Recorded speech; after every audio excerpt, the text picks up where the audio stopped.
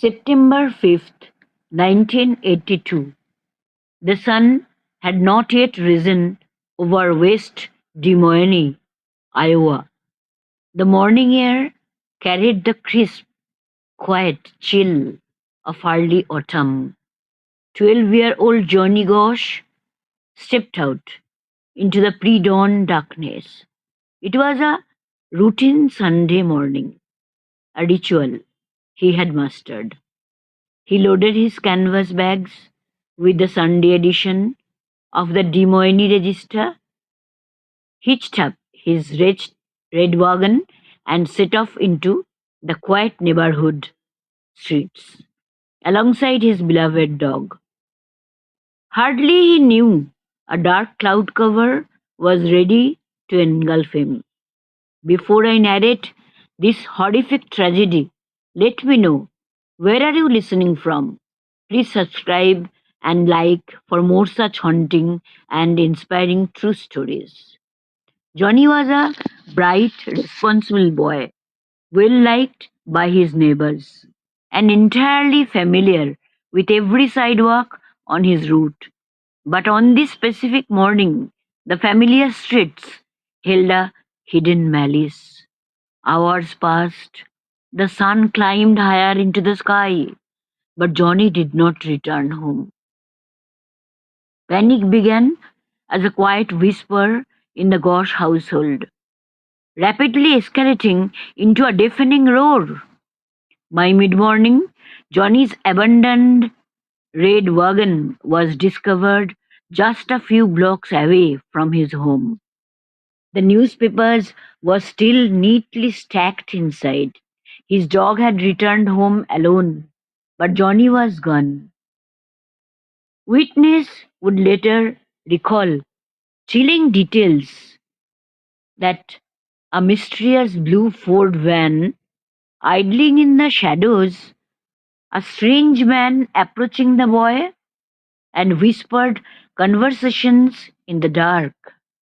Yet, despite an immediate, desperate dragnet by local police and frantic volunteers, the trail went cold almost instantly.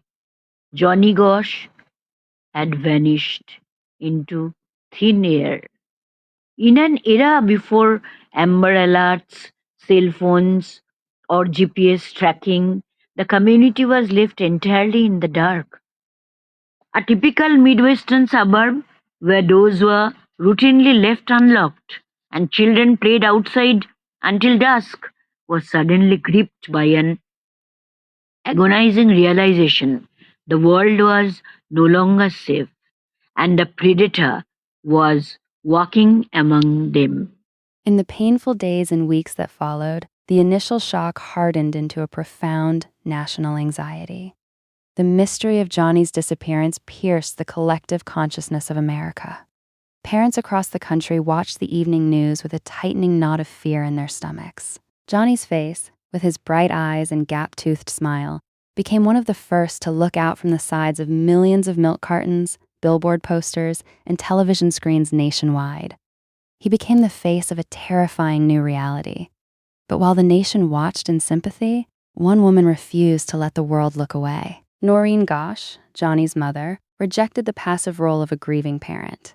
She looked at the institutional failures, the delayed police responses, and the lack of communication between state lines, and she demanded radical change. Noreen's fierce, unwavering determination transformed her into one of America's most formidable advocates for missing children. She marched into police stations, confronted politicians, and forced the media to keep her son's name alive.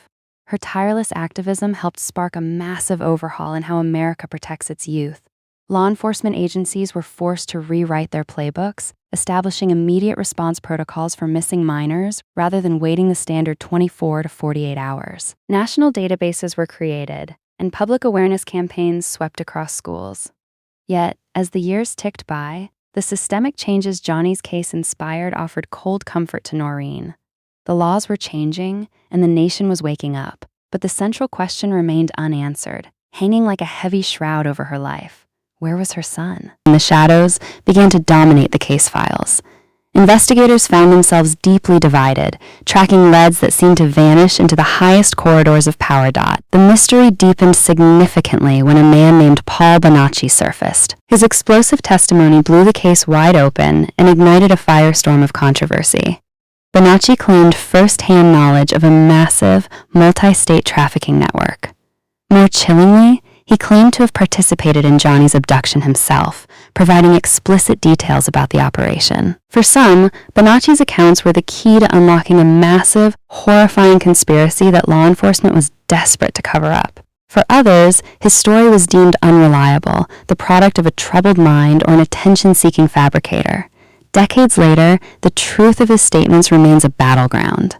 No physical evidence was ever found to definitively substantiate his claims, leaving the investigation permanently suspended between terrifying possibilities and unprovable allegations. Never wavered. Over the years, she received cryptic phone calls, anonymous tips, and strange photographs that she believed were secret communications from Johnny himself. She became convinced that Johnny had survived his abduction, but had grown up trapped within the confines of a powerful criminal underworld, unable to freely return home. Then, on a humid night in March of 1997, the story reached its most cinematic and heavily debated climax. According to Noreen, a knock sounded at her door late at night. When she opened it, she was confronted by an adult man accompanied by an unidentified companion. Noreen stated that she instantly recognized the eyes of the visitor. It was Johnny, her son. Her eyes welled up to see her son at least alive. He also confessed to Noreen that he could not come back. If he tried, Noreen would be in danger and he might not be allowed to live any longer. He was under observation in a group. No details of what kind of group was not disclosed. For over an hour, they sat in her living room. Noreen claimed that her son, now a grown man, unbuttoned his shirt to reveal identifying scars from his childhood. He spoke to her in hushed tones, explaining that he was still in danger, that he was being watched, and that he could not stay. Then, as quickly as he had appeared, he vanished back into the night. For obvious reasons, Noreen could not call 911 or anyone else as it meant death for both of them, she guessed. It is a moment that has polarized true crime investigators for decades. No photographic evidence was taken, the companion was never identified, and law enforcement could never independently verify the meeting. Skeptics view the account as the heartbreaking manifestation of a mother's profound grief and longing. But to her recent days, Noreen maintained with absolute certainty that her son had come home that night, if only for a fleeting, tragic moment.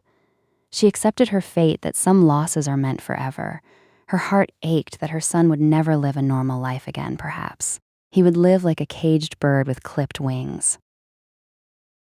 Out onto his paper route on that fateful September morning. The world he left behind has changed completely, reshaped in large part by the legacy of his disappearance. Yet, his case remains frozen in time. No dead body has ever been recovered. No definitive suspect has ever been successfully prosecuted for his kidnapping. The official file at the West Des Moines Police Department remains open, classified stubbornly as a missing persons case. It stands as a monumental enigma suspended between verified facts, haunting witness testimonies, unproven conspiracies, and a mother's unyielding faith. The passage of time has done nothing to dull the public's fascination or the chilling nature of the mystery. Every few years, a new documentary, a true crime podcast, or a fresh tip brings Johnny's name back into the public eye. Analysts analyze over old maps, re-examine witness statements, and debate the theories that have clouded the truth for generations. Was he the victim of a lone predator whose secrets died with him? Or was he a casualty of a much larger, darker network that successfully erased his existence? We are left with a legacy of heightened vigilance, safer laws, and a profound, lingering scar on the American psyche. At its heart, the case of Johnny Gosch is a stark reminder of the fragile line between security and danger. It is the story of a mother who never stopped searching, and a question that continues to echo through the decades, demanding an answer. What really happened to Johnny Gosch?